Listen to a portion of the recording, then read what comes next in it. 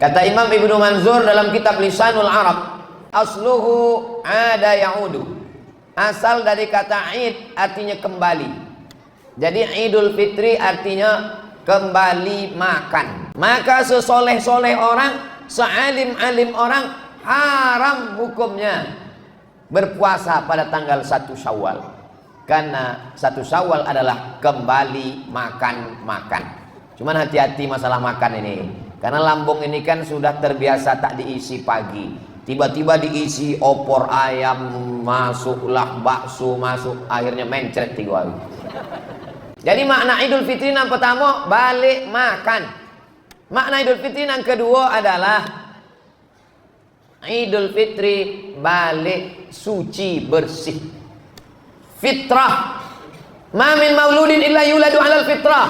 Semua manusia yang lahir itu fitrah. Kata Abu Hurairah, makna fitrah, fitratul Islam. Suci, bersih. Tidak ada anak kecil yang lahir berdosa. Tidak ada lahir anak kecil bawa dosa.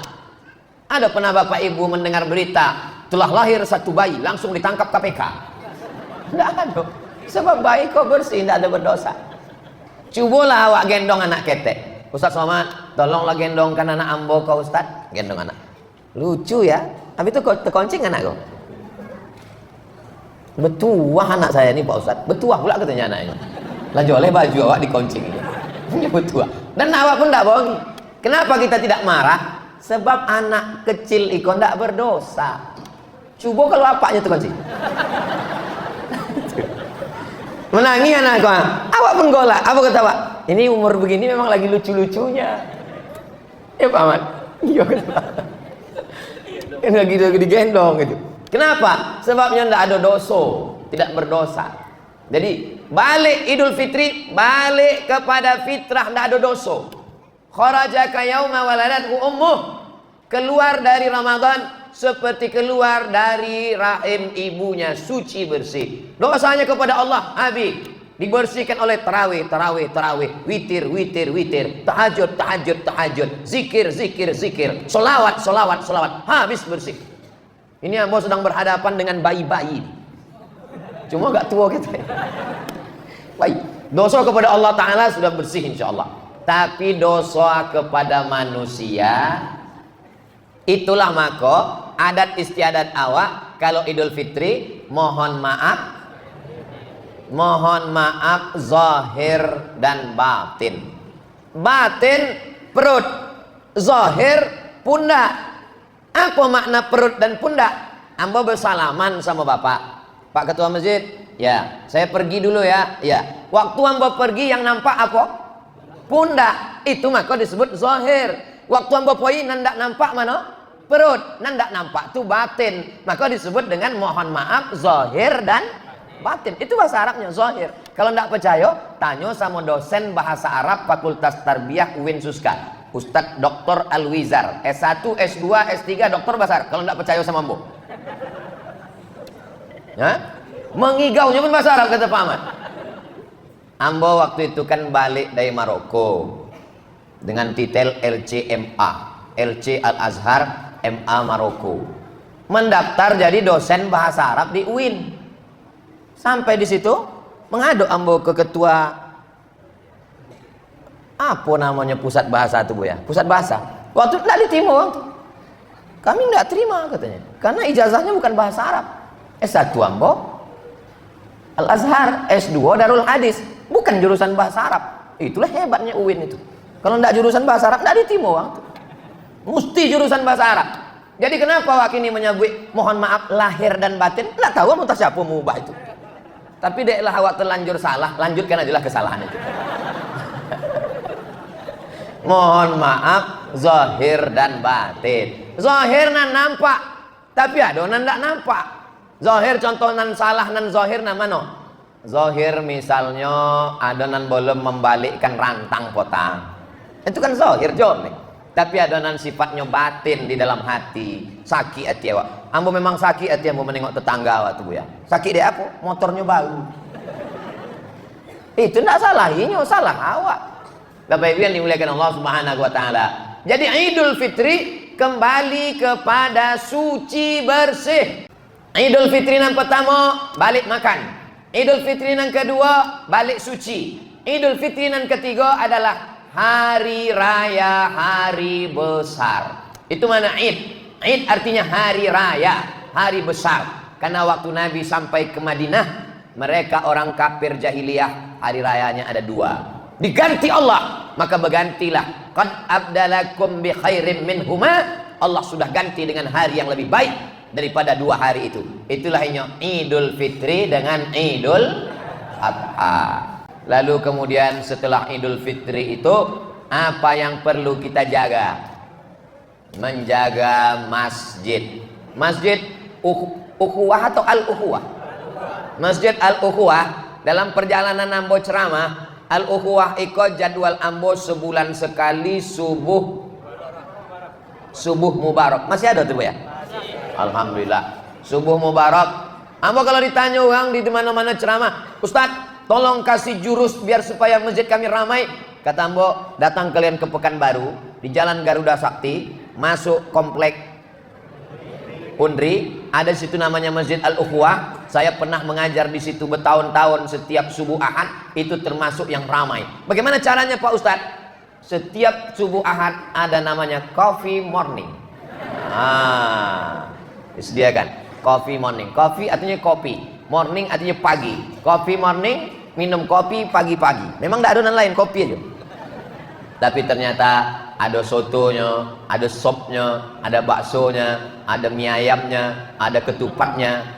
Dulu, kini tidak tahu. Puasa tak ada, off.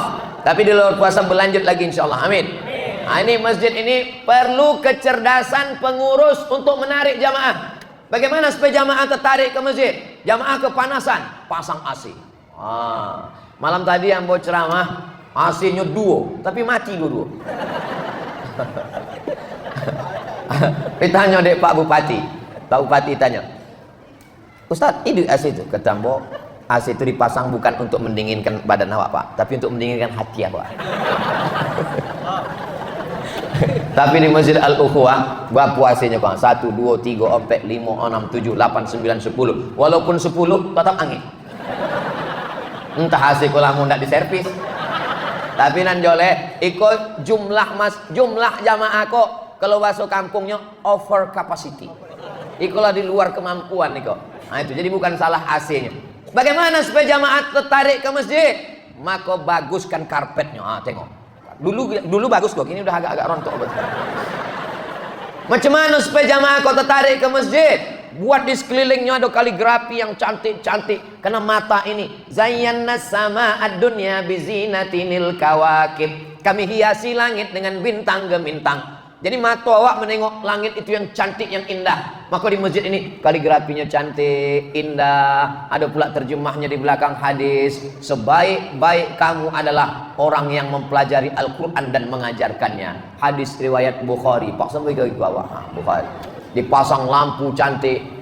Seorang ibu-ibu yang sholat ke Masjid Al-Ukhuwah kok balik pasti minta bolikan ke lakinya lampu condro itu.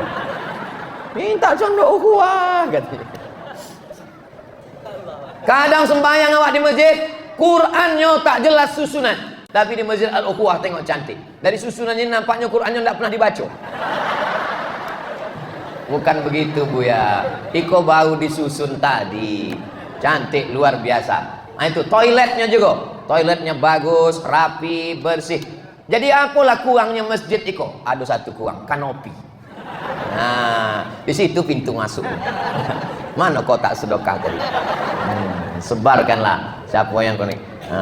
Kanopi.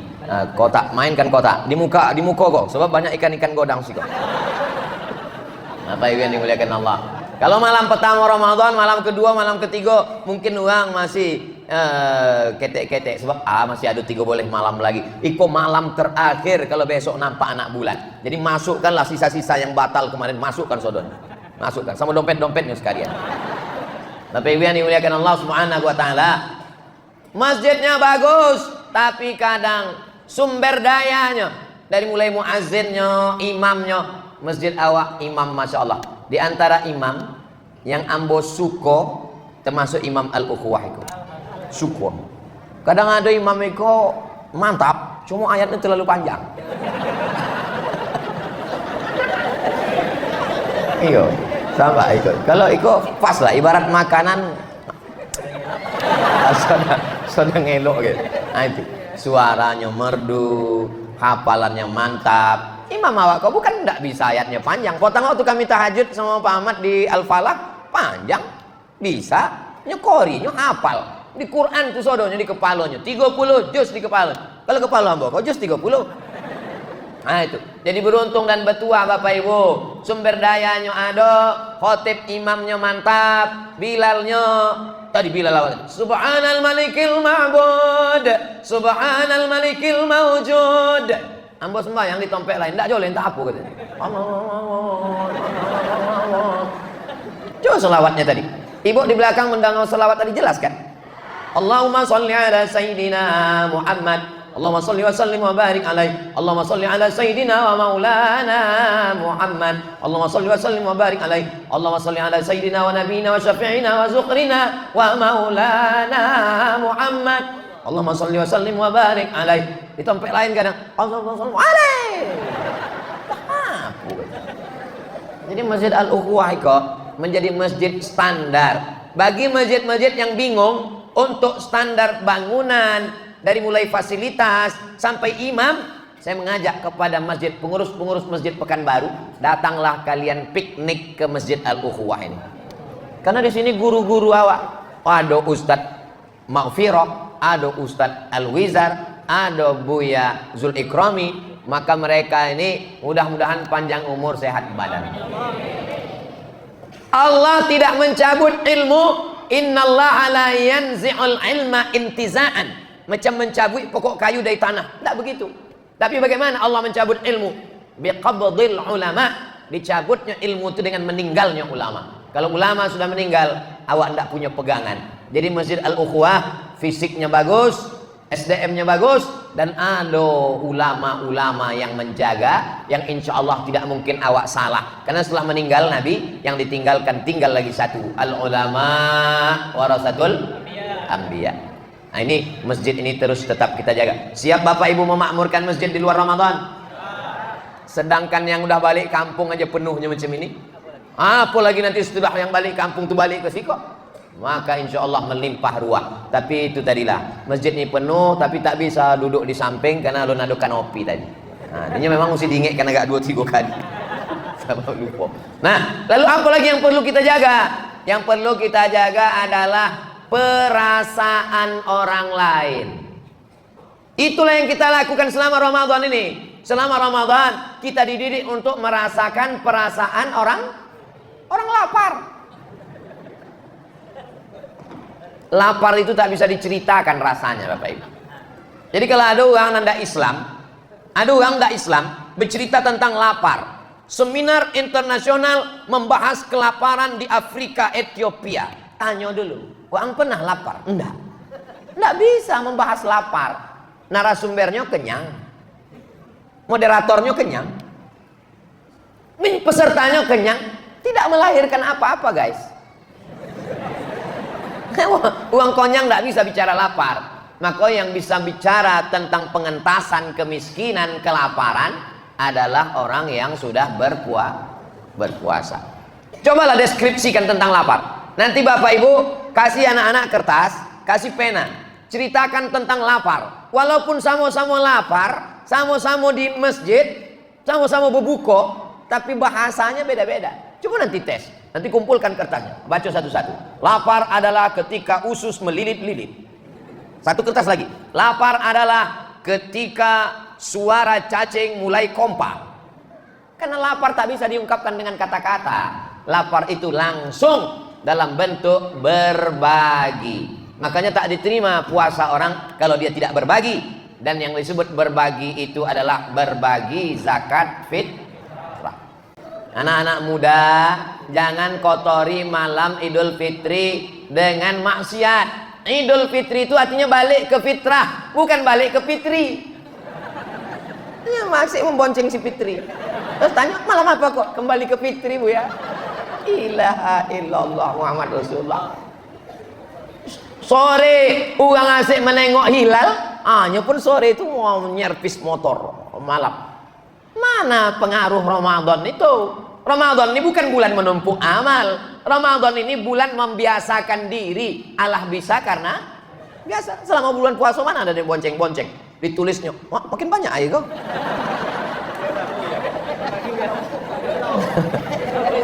Sampai sahur gitu.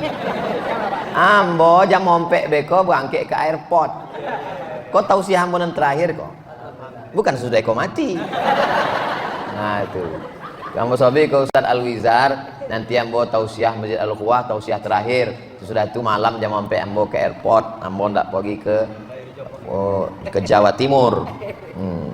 Jadi sampai mana cerita tadi? Awak jagolah malam takbir itu. Apa buktinya puasa kita ini berhasil? Ringan tangan berbagi. Menengok fakir miskin tak makan, tidak diterima tarawih kita itu. La yabitu syab'anan laisa bil mu'min. Tidak diakui sebagai orang beriman. Maka yang diundang bulan puasa itu bukan ya ayuhan nas, ya ayyuhalladzi amanu. Apa tanda beriman? Tak sampai hati menengok orang tak makan. La yu'minu ahadukum, kamu tidak beriman hatta yuhibba li akhihi, kau sayang kepada saudaramu ma yuhibbu li nafsihi, seperti sayang pada diri sendiri. Jangan sampai ada tetangga awak tak makan, jangan sampai adonan tak berbaju baru, jangan sampai adonan susah. Sebab apa? Tetangga awak tu berapa orang? Kata Imam Sufyan Ats-Tsauri, 40 rumah ke muka, 40 rumah ke belakang, 40 ke kanan, 40 ke kiri. Mesti awak cek mana nak makan, mana nak makan, mana nak makan. Kalau beli baju ayo beli 3. Anak kita kan 2. Kenapa beli 3? Ada anak yatim di belakang nan beli baju. Nan membeli bapak, nan mengantar baju tu ibu. Jangan bapak mengantar. Kalau maknya cantik berkelahi pula gara-gara itu. Ini penting. Nampaknya sepele, remeh-temeh.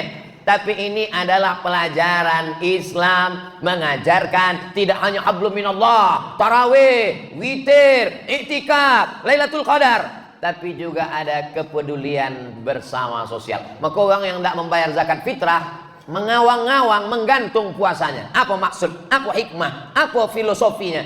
Bahwa seimbang antara hablum minallah dengan hablum minannas.